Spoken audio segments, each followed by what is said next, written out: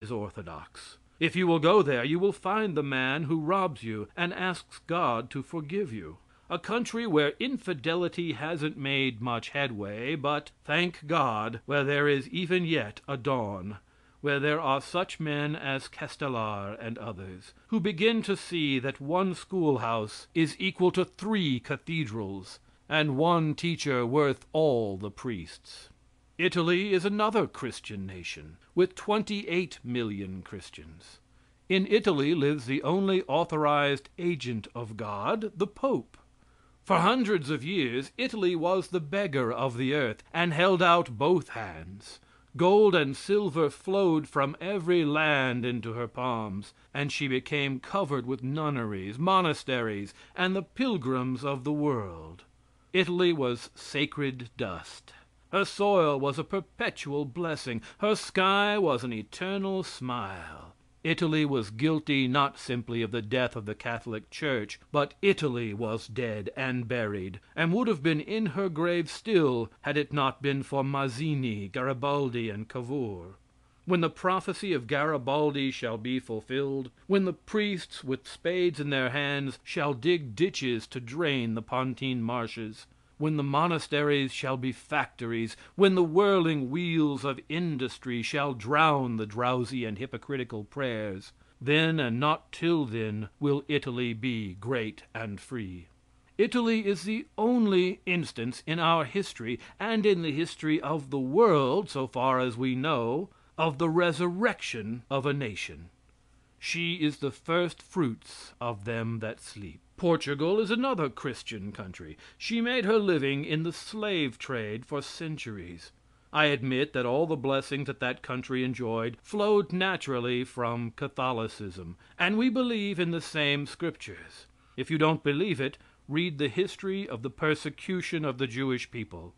I admit that Germany is a Christian nation, that is, Christians are in power. When the bill was introduced for the purpose of ameliorating the condition of the Jews, Bismarck spoke against it, and said Germany is a Christian nation, and therefore we cannot pass the bill.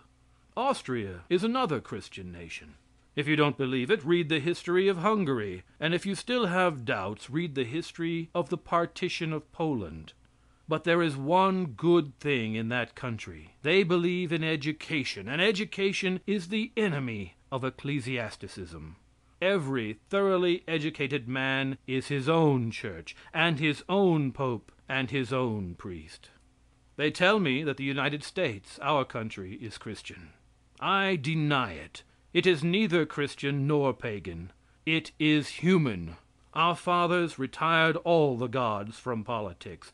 Our fathers laid down the doctrine that the right to govern comes from the consent of the governed, and not from the clouds.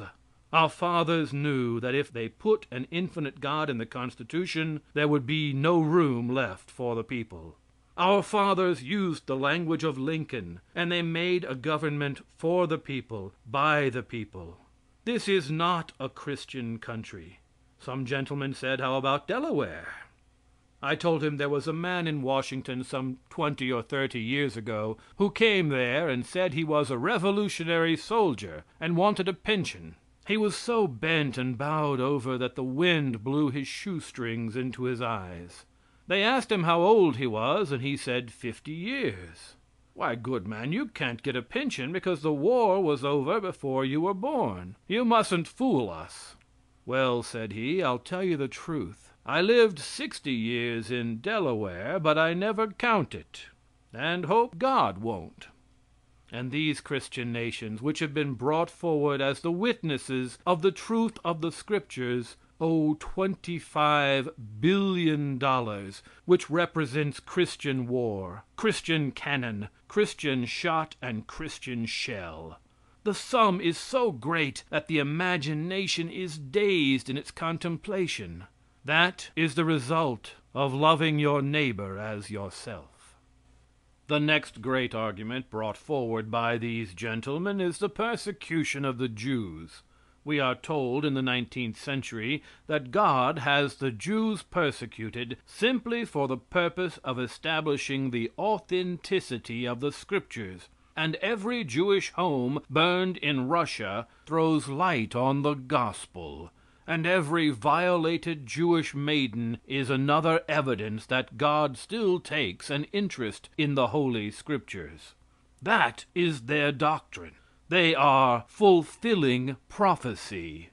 The Christian grasps the Jew, strips him, robs him, makes him an outcast, and then points to him as a fulfillment of prophecy. And we are today laying the foundation of future persecution. We are teaching our children the monstrous falsehood that Jews crucified God, and the nation consented. They crucified a good man. What nation has not? What race has not? Think of the number killed by the Presbyterians, by the Catholics. Every sect, with maybe 2 or 3 exceptions, have crucified their fellows, and every race has burned its greatest and its best. And yet we are filling the minds of children with hatred of the Jewish people. It is a poor business. Ah, but they say these people are cursed by God. I say they never had any good fortune until the Jehovah of the Bible deserted them.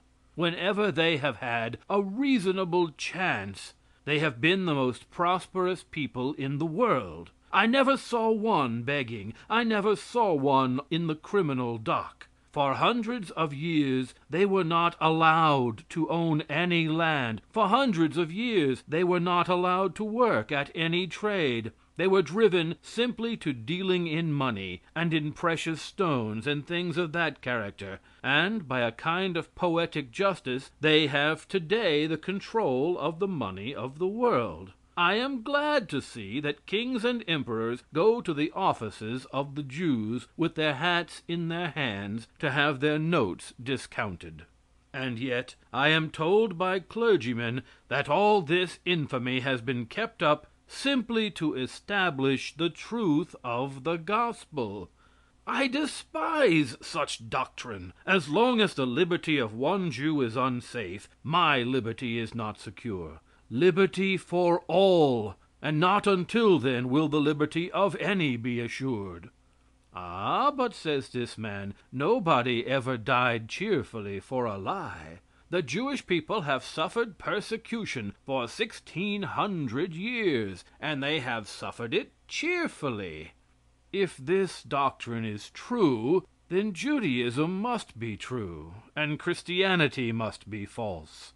But martyrdom doesn't prove the truth if the martyr knows it.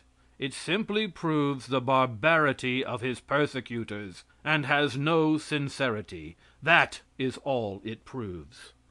But you must remember that this gentleman who believes in this doctrine is a Presbyterian. And why should a Presbyterian object? After a few hundred years of burning, he expects to enjoy the eternal auto da fe of hell, an auto da fe that will be presided over by God and his angels, and they will be expected to applaud. He is a Presbyterian. And what is that? It is the worst religion of this earth. I admit that thousands and millions of Presbyterians are good people, no man ever being half so bad as his creed. I am not attacking them. I am attacking their creed. I am attacking what this religion calls tidings of great joy. And according to that, hundreds of billions and billions of years ago, our fate was irrevocably and forever fixed, and God in the secret counsels of his own inscrutable will made up his mind whom he would save and whom he would damn. When thinking of that God, I always think of the mistake of a Methodist preacher during the war. He commenced the prayer, and never did one more appropriate for the Presbyterian God or the Methodist go up. O thou great and unscrupulous God. This Presbyterian believes that billions of years before that baby in the cradle, that little dimpled child, basking in the light of a mother's smile, was born, God had made up his mind to damn it. And when Talmage looks at one of those children who will probably be damned, he is cheerful about it. He enjoys it. That is Pres.